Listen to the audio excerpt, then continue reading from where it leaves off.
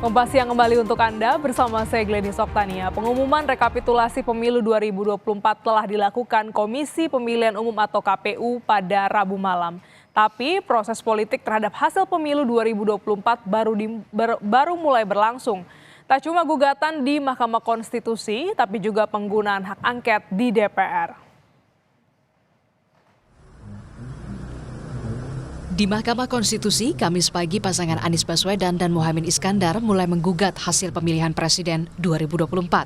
Tak cuma di MK, gugatan secara politik juga bakal dilakukan pendukung dua pasangan pemilu 2024. Setidaknya sinyal sudah diberikan lewat penggunaan hak angket di DPR RI. Meski dukungan terhadap angket masih berupa persyaratan seperti yang diungkapkan Partai Nasdem menunggu PDI Perjuangan untuk menggulirkan hak angket. Yang ingin meneruskan hak angket tentu Nasdem amat sangat menaruh rasa simpati dan respeknya untuk berjalan.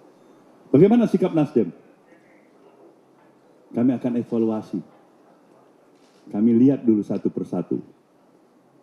Partai yang lebih besar dalam posisinya di Dewan Perwakilan Rakyat hari ini bukan Nasdem sebagai partai terbesar. Bahkan rekan-rekan dari PDIP yang pertama sekali mengambil inisiatif untuk menggulirkan hak angket. Nah, kita lihat ini, sejauh mana progresnya berjalan. Penantian Nasdem sama juga yang dinanti para politikus PDI Perjuangan di DPR. Menggunakan angket atau tidak menunggu instruksi Megawati Soekarno Putri, Ketua Umum PDIP. Mengambil keputusan yang penting buat bangsa ini, pelajari baik-baik. Apa yang dipelajari secara akademis bagaimana, secara regulasi bagaimana, peluang-peluangnya bagaimana, kemungkinan-kemungkinan dan sebagainya. PDI Perjuangan sedang dalam tahap itu. Partai itu, organisasi itu terpimpin. Kalau kita mengatakan Ibu Megawati Soekarno Putri adalah ketua umum, dengan sekian kesepakatan kita hak dan kewenangan ketua umum, ya kita ikuti dong. Jangan kita sepakati lalu tidak kita langgar. Stagnannya langkah PDIP tampak di publik dari sikap elit PDIP yang belum beranjak dari penjelasan soal materi rencana gugatan ke MK dan penggunaan hak angket. Ya nanti kita tunggu, tapi dari tadi yang diungkapkan oleh para pakar IT, itu kan begitu banyak hal-hal yang secara sistematik didesain bagi kepentingan calon tertentu. Dan kemudian betapa suara rakyat menjadi mudah dimanipulasi.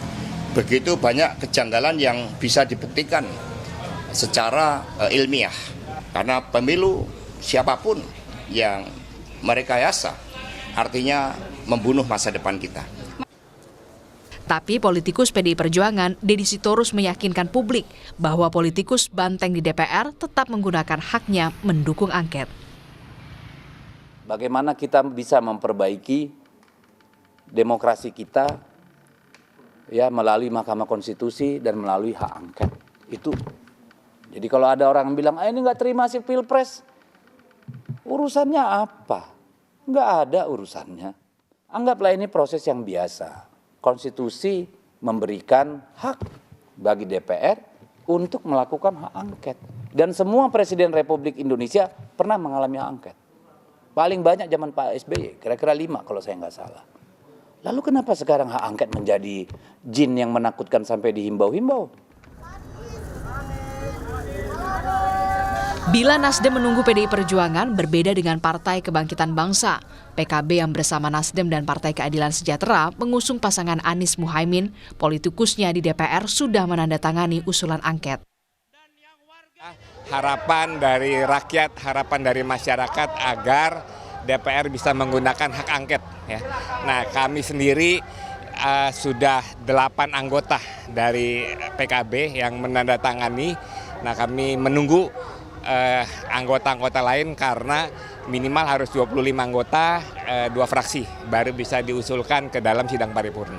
Karena semangatnya adalah kita ingin melakukan perbaikan ya untuk menjadi kanal dari seluruh aspirasi masyarakat. Karena aspirasi masyarakat yang semakin meluas, semakin menguat ini jangan sampai menjadi api dalam sekam. Mandat politisi yang menyimpang. Pernyataan Daniel diungkapkan di tengah masa pengunjuk rasa yang mendesak para politikus DPR menggunakan hak angket, mempertanyakan dan menyelidiki hasil pemilu 2024. Unjuk rasa selama hampir sepekan sudah terjadi di sejumlah wilayah di Indonesia. 3 hari berturut-turut di bulan Ramadan, masa tetap berunjuk rasa di depan kompleks DPR. Tim Liputan, Kompas TV.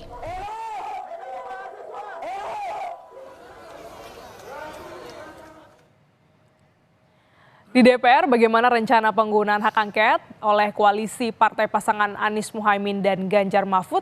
Kita tanyakan kepada Tifal Solesa di gedung DPR Jakarta. Tifal, sikap partai-partai apakah masih menunggu PDIP?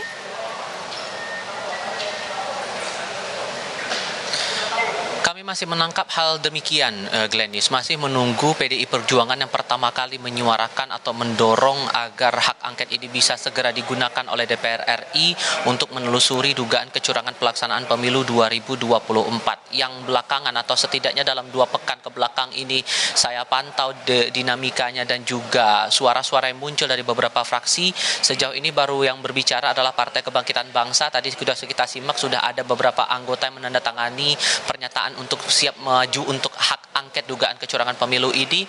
Lalu kemudian dari Partai Keadilan Sejahtera, terakhir kali saya pahami dari Sekretaris Fraksi Lady Hanifah menyampaikan bahwa diskusi juga masih terus berjalan, terutama dalam hal ini dari 3 fraksi di Koalisi Perubahan, begitu ya, Nasdem, PKB dan juga PKS. Sementara untuk PDI Perjuangan tadi juga sudah dinyatakan oleh Adiana Pitupulu maupun juga oleh Deddy Sitorus bahwa mereka masih menunggu arahan, masih menunggu instruksi dari Ketua Umum Partai Megawati Soekarno Putri, mengingat wacana hak angket ini didorong atas nama partai, bukan atas nama pribadi atau kelompok-kelompok pihak tertentu, terutama dalam hal ini anggota-anggota partai yang masuk dalam fraksi PDI Perjuangan ini sendiri.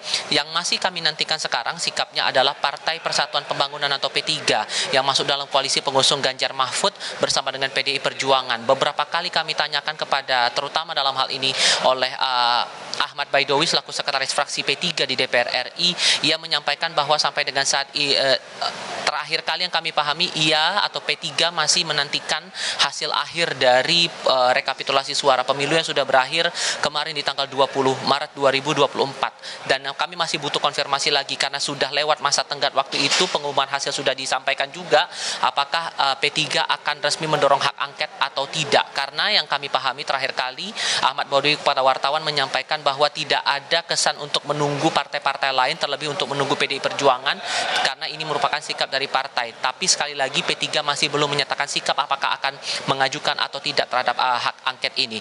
Nah, sementara untuk Nasdem ini juga sebetulnya masih belum tampak ada pernyataan tegas begitu, setidaknya di DPR RI, apakah kemudian ada tindak lanjut dari pernyataan-pernyataan sikap yang sudah disampaikan, terutama terakhir yang disampaikan oleh Surya Paloh dalam konferensi pers kemarin selepas penyampaian hasil keputusan dari pemenang pemilu, baik itu Pileg dan juga Pilpres 2024. Terakhir yang disebutkan bahwa ia masih melihat dulu satu persatu dan masih menyerahkan kepada teman-teman partai lain, dan ia menyebut bahwa Nasdem simpatik dan respect, tapi kemana arahnya, apakah akan setuju atau tidak, ini juga masih belum bisa dipastikan untuk saat ini berapa jumlah yang sudah menyatakan sikap atau tidak. Tapi yang jelas bahwa untuk sekalipun syarat minimal untuk pengajuan itu setidaknya sudah terpenuhi. Kalaupun kemudian sudah ada PDI Perjuangan, PKB dan juga PKS yang akan mendorong untuk hak angket ini bisa diwacanakan begitu atau bisa direalisasikan, yang jadi tantangan adalah bagaimana kemudian saat nanti akan disetujui.